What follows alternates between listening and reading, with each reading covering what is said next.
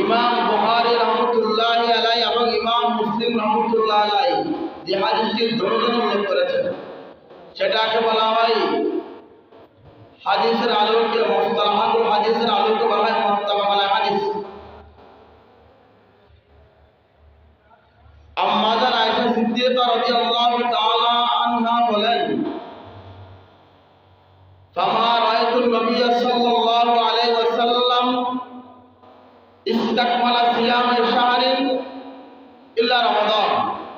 আমি আল্লাহর নবীকে রমজান মাস 30টি রোজা ছাড়া বাকি রোজা এভাবে পরিপূর্ণ করতে আমি দেখিনি।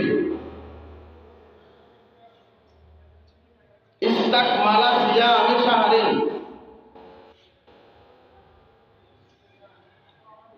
তারপরে মুহাম্মদ সিদ্দিক রাদিয়াল্লাহু বলতেছেন, ওয়ামা রাআইতুহু আকসারা সিয়ামান মিনহু ফি শাবান। আমি আল্লাহর নবীকে শাবান মাসে যতগুলো রোজা রাখতে দেখেছি আর একটা রোজা রাখতে আমি কোনো মাসে দেখি নাই। সুবহানাল্লাহ। এই হাদিসের নিরিখে হাদিসের আলোকে বোঝা গেল আল্লাহর নবী শাবান মাসে বেশি বেশি রোজা রাখতেন, বেশি বেশি রোজা রাখতেন। 2 নম্বর কথা হলো কেন আল্লাহর নবী শাবান মাসে এতটা রোজা রাখতেন, তার কারণ কি? তাহলে আমরা মুত্তাফাক আলাইহি হাদিস থেকে বুঝতে পারলাম যার বর্ণনাকারী উম্মাহাতুল মুমিনিন আয়েশা সিদ্দিকা রাদিয়াল্লাহু আনহা, যেটা সহিহ বুখারী 1979 নম্বর হাদিস, যেটা হাদিস নম্বর 1879 নম্বর হাদিস সহিহ বুখারী। মুসলিম শরীফের 2611 নম্বর হাদিস, 2611 নম্বর হাদিস। 2 নম্বর কেন আল্লাহর নবী এতটা রোজা রাখতেন, তার কারণ উসমান বিন যায়েদ রাদিয়াল্লাহু তাআলা আনহু এর হাদিস, যেটা নাসাঈ শরীফের 357 নম্বর হাদিস, 357 নম্বর হাদিস। উসমান বিন যায়েদ রাদিয়াল্লাহু তাআলা আনহু বলতেছেন, লাম আরাকা তাসুমু মিন শাহরিন মিনাশ শুহুর মা তাসুমু মিন শাবান। ইয়া রাসূলুল্লাহ, আমি আপনাকে শাবান মাসে যতগুলো রোজা রাখতে দেখেছি আমি বাকি মাসগুলো দেখতে দেখিনি। সবচেয়ে আপনি শাবান মাসে বেশি রোজা রাখেন, কারণটা কি? হাদিস নম্বর 357 নাসাঈ শরীফ। তখন আল্লাহ নবী সাল্লাল্লাহু আলাইহি ওয়াসাল্লাম উত্তর দিচ্ছেন, লাকা ইয়াকুলুন নাসু লাকা ইয়াকুলুন নাসু বাইনা রজবিন ওয়া রমাদান। শাবান মাসটা রজব মাস এবং রমজান মাসের মাঝখানের মাস। শাবান মাসের আগের মাস কি? রজব মাস, যে মাসে যুদ্ধ বিগ্রহ হারাম ছিল। 4 মাস সম্মানিত মাস রজব মাস, তারপর শাবান মাস, তারপর রমজান। এই 2 মাস মাঝখানে হওয়ার কারণে মানুষ রমজান মাসের ফজিলত বুঝে, রজব মাসের ফজিলত তারা বুঝে। কারণ রজব মাস আশহুরুল সম্মানিত মাসসমূহের একটি মাসের নাম রজব মাস। সেই হিসাবে 1 নম্বর মাস মুহররম, জিলহজ, রজব, এই 3 মাস যুদ্ধ বিগ্রহ নাম ছিল। তাহলে মানুষ এই মাঝখানে মাসটা গুরুত্ব দেয় না, গাফেল থাকে, গফলতি করে।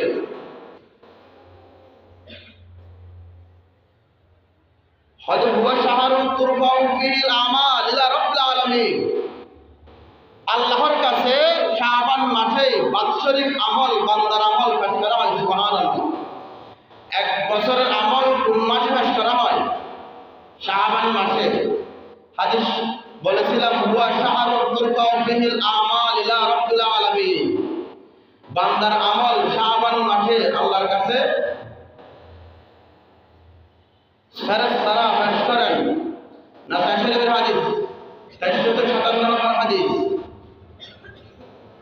শুধু তাই নয়,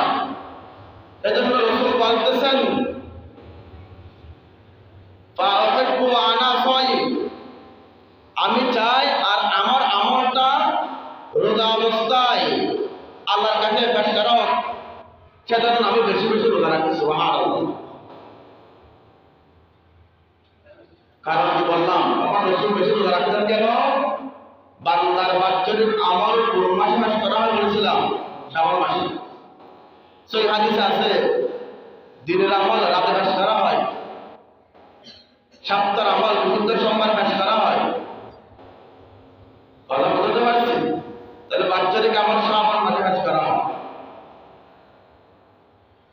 এই হাদিস যেটা আপনাদের সম্মুখে বলেছি, এই হাদিস সম্পর্কে মুহাদ্দিসিনে কেরামগণ বলেন,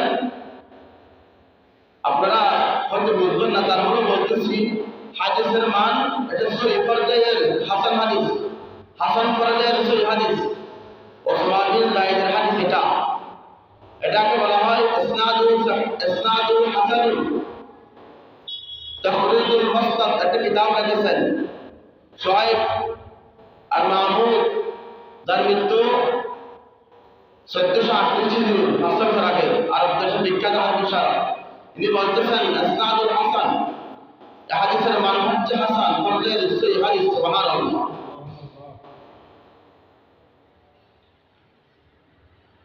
দুই নম্বর, রাসূল সাল্লাল্লাহু আলাইহি সাল্লাম বেশি বেশি শাবান মাসে কেন রোজা রাখতেন? দুই নম্বর কারণ মনে রাখবেন,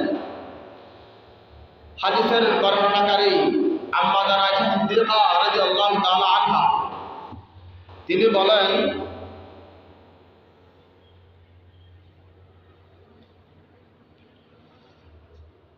বান্দার আগামী বছর কারা কারা ইন্তিকাল করবেন এরকম একটা লিস্ট ফেরেশতারা আল্লাহ সুপুর্দ করেন। সেজন্য আমি চাই আমি চাই আমার মৃত্যুর পরোয়ানাটা রোজা অবস্থায় হোক। সুবহানাল্লাহ। এটাও হাসান পর্যায়ের সহিহ হাদিস। সুবহানাল্লাহ। ইবনুল জাওজি রাহমাতুল্লাহ আলাইহি বলেন এটা হাসান পর্যায়ের হাদিস। তাকরীবুত তাহযীবের মধ্যে লেখা আছে এটা হাসান পর্যায়ের হাদিস। তাহলে দুই নম্বর, আল্লাহ রাসূল কেন রোজা রাখতেন? কেন রোজা রাখতেন? কারণ বান্দা আগামী বছর কারা কারা ইন্তেকাল করবেন এরকম একটা লিস্ট ফেরেশতার হাতে তুলে দেওয়া হয়। সুবহানাল্লাহ।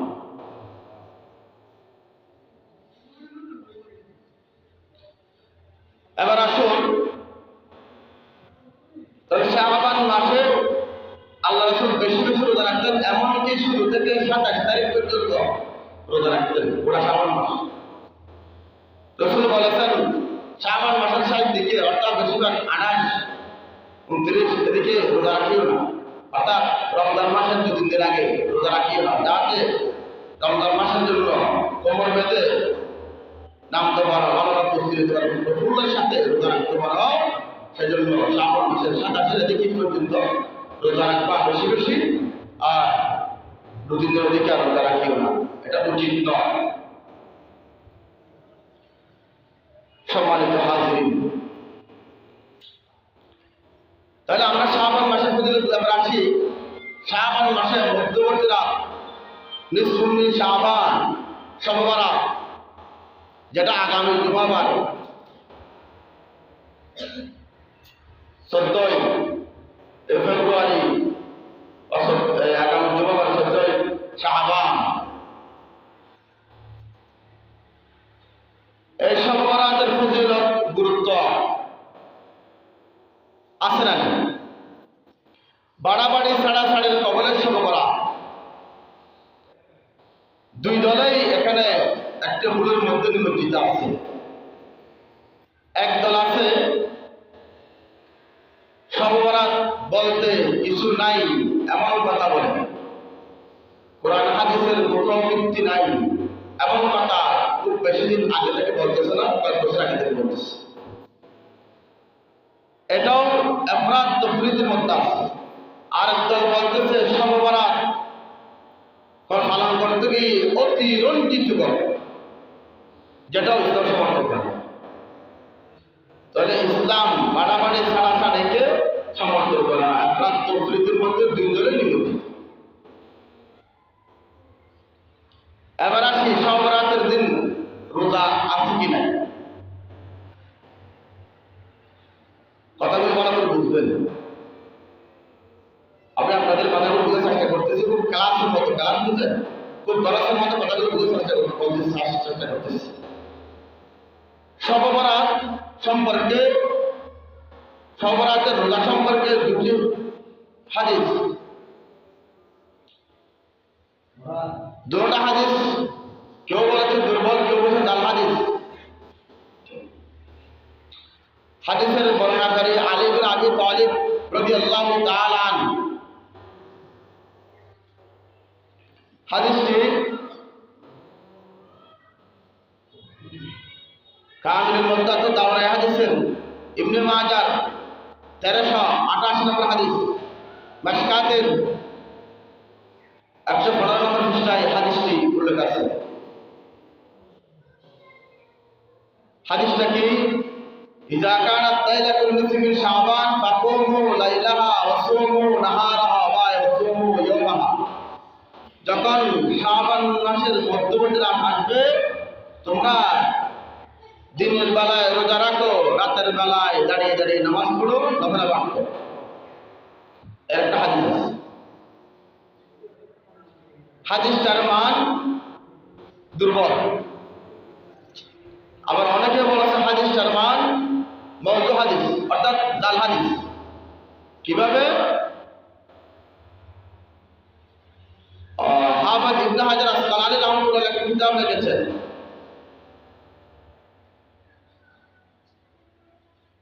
তাকরিবুত তাহযীব, সেই কিতাবের মধ্যে লেখা আছে ইবনে সাবরাতা, আপনাকে বুঝবেন না, ইবনে আবি সাবরাতার নামে একজন বর্ণনাকারী আছে, রাওয়ী আছে, যে হাদিসটি বর্ণনা করেছে। হাদিসটি বর্ণনাকারী দিকে সাহাবীরা কি বলেছে? মিথ্যার তীর নিক্ষেপ করেছে, অর্থাৎ ইবনে সাবরাতা একজন মিথ্যা বর্ণনাকারী। সেই হিসাবে হাদিসটা মাতরুকুল হাদিস, হাদিসটা দুর্বল হাদিস, হাদিসটা জাল হাদিস। আরেকটা হাদিস আছে জাল হাদিস, সেটা হচ্ছে শুআবুল ঈমান বাইহাকির মধ্যে আছে।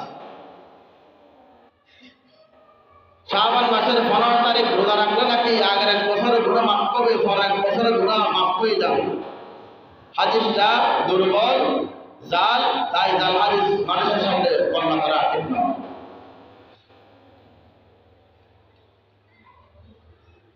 এখন আসি শাবান মাসের ফজিলত সম্পর্কে বিশুদ্ধ মত কোন সহিহ হাদিস আছে কিনা। শাবান মাসের ফজিলত সম্পর্কে বিশুদ্ধ হাদিস আছে।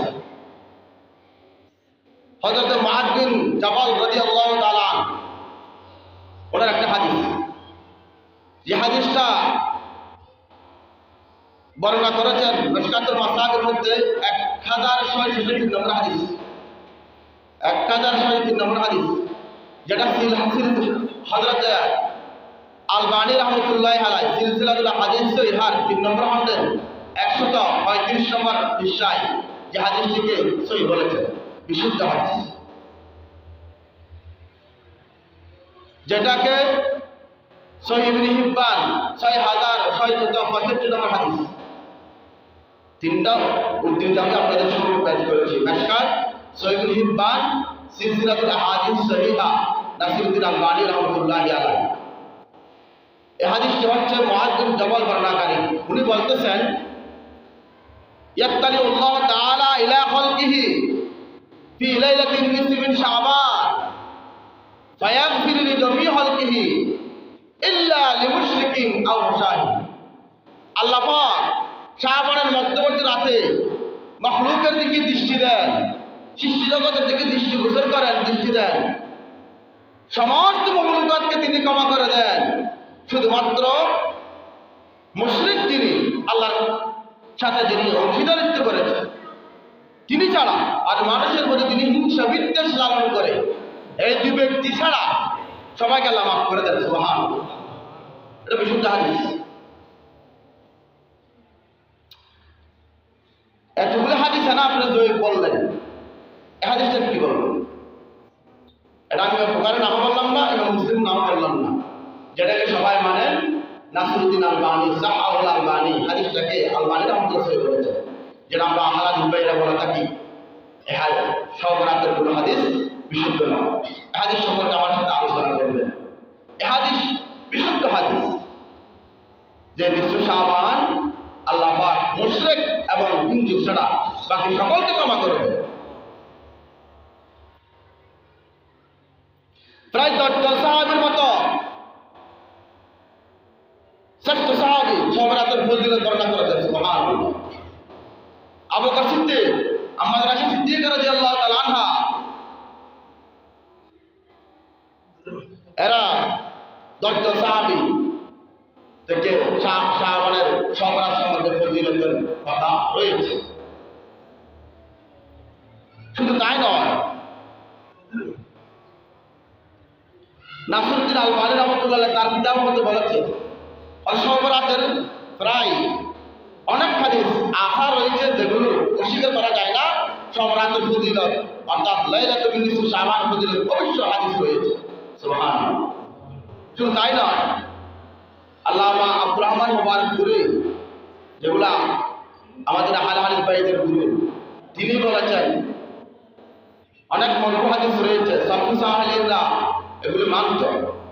শুধু তাই নয়, আল্লামা শাইখুল ইসলাম ইবনে তাইমিয়া রাহমাতুল্লাহ আলাইহি তিনি বলেছেন মজমুউল ফাতওয়ার মধ্যে, তো এতগুলো সাহাবীরা সব রাতের ফজিলত বর্ণনা করেছে যেখানে মিথ্যার কোনো আশঙ্কা নাই। সুবহানাল্লাহ।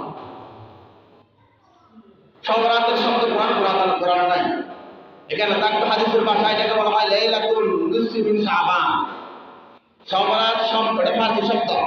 সব মানে রাত, বরাতুল মানে মুক্তি, বাক্য। সব রাত মানে বাক্যরে জড়ি, সব রাত মানে মুক্তির রাত। আর সব রাত শব্দ কোরআন নাই, অবশ্যই নাই, আমি মানি। নামাজও কোরআন নাই। নামাজ শব্দ কোরআন আছে না? কোরআন আছে কি সালাত? কোরআন আছে কি সালাত? আমি যদি কোরআন নামাজ নাই বলি, আপনি যখন বিশ্বাস ফলো হন, শাইখুল হাদিস হন, আপনাকে ফিটাবে না কোরআন নামাজ নাই বললে? তদ্রূপভাবে সব রাত শব্দ কোরআন নাই। এটাকে বলা হয় লাইলাতুল নিসফি মিন শাবান, অর্থাৎ শাবানের মধ্যবর্তী রজনী। কথা বুঝতে পারছি? তাহলে এটা আরব বিশ্ব সহ উপমহাদেশের অনেক বড় বড় আলেমরা এটাকে বিষয় স্বীকার করেছে। উপস্থিত হাজরিন, রাসূল সাল্লাল্লাহু আলাইহি ওয়াসাল্লাম এক হাদিসের মধ্যে বলেছে, যেটা 115 নম্বর পৃষ্ঠা রয়েছে, মিশকাতুল মাসাবিহ, যেটা ফাজিল পড়ানো হয়, আবার এদিকে কোন মাদ্রাসাতে জামাতে উলাতে পড়ানো হয়। মিশকাতুল মাসাবিহ 115 নম্বর পৃষ্ঠা, এটা তফসীর কিতাব। হাদিস নম্বর ইবনে মাজাহ 1389 নম্বর হাদিস। আল্লাহ রাসূল সাল্লাল্লাহু আলাইহি ওয়াসাল্লাম একদিন বিছানায় আম্মা সিদ্দিকা রাদিয়াল্লাহু আনহা পাচ্ছিলেন না। বিছানার মধ্যে হঠাৎ করে দেখে রাসূল সাল্লাল্লাহু আলাইহি ওয়াসাল্লাম নাই। আম্মা সিদ্দিকা রাদিয়াল্লাহু আনহা চিন্তা করলেন, হয়তোবা আল্লাহর নবী অন্য কোনো স্ত্রীর বাসায় চলে গেছে। রাসূলের স্ত্রী 11 জন ছিল, হয়তোবা রাসূল অন্য স্ত্রীর কক্ষে চলে গেছেন আমাকে রেখে। উনি খোঁজাখুঁজি করতে লাগলেন। তখন রাসূলকে পেয়ে গেলেন জান্নাতুল বকী কবরস্থান। সুবহানাল্লাহ। তখন আম্মা সিদ্দিকা রাদিয়াল্লাহু আনহা রাসূল বলতেছেন, তুমি কি মনে করো আমি তোমাকে কষ্ট দেব, নষ্ট করব? তুমি কি জানো আজকে রাত কি রাত? এটা লাইলাতুল নিসফি শাবান। আজকের রাতে আল্লাহ পাক প্রথম আকাশে এসে যায়, ইন্নাল্লাহা ইয়ানজিলু ইলাস সামাইদ দুনিয়া, দুনিয়ার আকাশে এসে বলে, আলা মিন মুস্তাগফিরিন ফাগফির লাহু, কেউ কি আছো গুনাহ মাফ করে, গুনাহ মাফ করে দেব। আলা মিন মুস্তারজিকিন ফারজুকাহু, কেউ কি আছো রিজিক সাহেব, আমি রিজিকের বান্ডা নিয়ে এসেছি, রিজিক দিবা। আলা মুবতালান ফাওয়া ফিয়াহু, কেউ কি অভাবগ্রস্ত আছো, ক্ষতিগ্রস্ত হয়েছে, আমি অভাব দূর করবো, ক্ষতি দূর করবো, কেউ আছো। আলা কাদা আলা কাদা, আল্লাহ এভাবে বলতে থাকেন, কার কি প্রয়োজন, আসো আসো। হাত্তা ইয়াতি আল ফজর, ফজর পর্যন্ত আল্লাহ পাক প্রথম আকাশে নিসফ শাবানের রজনীতে থাকে। সুবহানাল্লাহ। হাদিস 13 নম্বর হাদিস ইবনে মাজাহ।